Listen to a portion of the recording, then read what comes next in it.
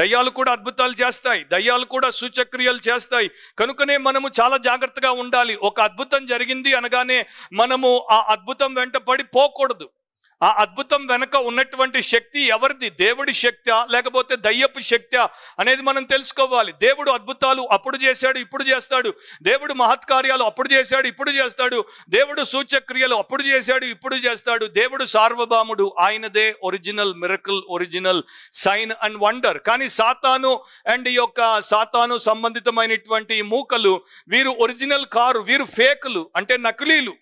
వీరు అద్భుతాలు చేయడానికి, మోసగించడానికి దేవుడు వారికి కొంత అధికారాన్ని, శక్తినిచ్చాడు, అనుమతినిచ్చాడు. కనుక వీరు ఒక స్థాయి, ఒక మోస్తారు చేస్తారు.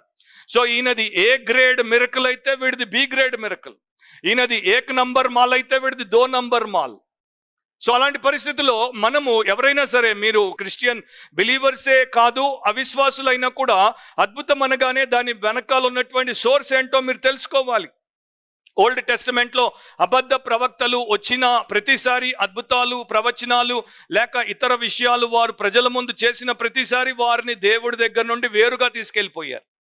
So false prophets, false evil spirits, unclean spirits మనిషిని దేవుడికి దూరం చేస్తాయి. నువ్వు తెలుసుకోకుండా నువ్వు దాన్ని వెంబడిస్తే నీవు దేవుడికి దూరం అయిపోతావు అనేటువంటి ప్రమాదంలో పడతావు. ప్రభు కూడా ఈ యొక్క ప్రకటన గ్రంథంలో 2వ అధ్యాయంలో చెప్పాడు. తుయతైర సంఘం గురించి మాట్లాడినప్పుడు ఆ సంఘము ఒక ప్రవక్త్రిని, యెజబేలు వంటి ఒక ప్రవక్త్రిని పెట్టుకుంది. అదేం చేసింది? అబద్ధ బోధ చేత దేవుడి ప్రజలను విగ్రహారాధన, వ్యభిచారాల వైపు తిప్పింది. అండ్ ఈ రోజున సేమ్ థింగ్ అవుతుంది కదా. చర్చెస్లో ప్రాస్పరిటీ గాస్పల్లో జరిగేది ఏంటంటే, మిమ్మల్ని విగ్రహారాధికులుగా అండ్ మిమ్మల్ని లోకాన్ని ప్రేమించి దేవుడికి వ్యతిరేకంగా వ్యభిచారులుగా మారేటట్టు ఈ ప్రాస్పరిటీ గాస్పల్ చేస్తోంది. దాంట్లో సెల్ఫ్ ఇస్ గాడ్, దాంట్లో నీవే దేవుడవు, నీకేం కావాలంటే దేవుడు ఇవ్వడానికి దేవుడు ఉన్నాడు. అంతేగాని నీవు నిన్ను ఉపేక్షించుకొని దేవుడిని సేవించడానికి దేవుడు నిన్ను కొన్నాడు అని చెప్పరు.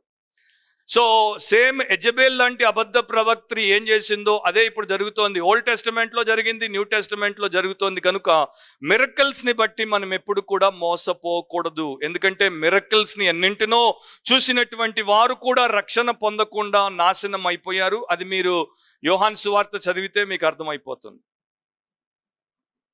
చివరి రోజుల్లో సైన్స్ అండ్ వండర్స్ అనేవి క్రైస్తవ లోకాన్ని ఒక కుదిపేస్తాయి. And most of the time satanic మిరకల్సే ఎక్కువ, అంటే సాతాను యొక్క ఈ సూచక క్రియలే ఎక్కువ.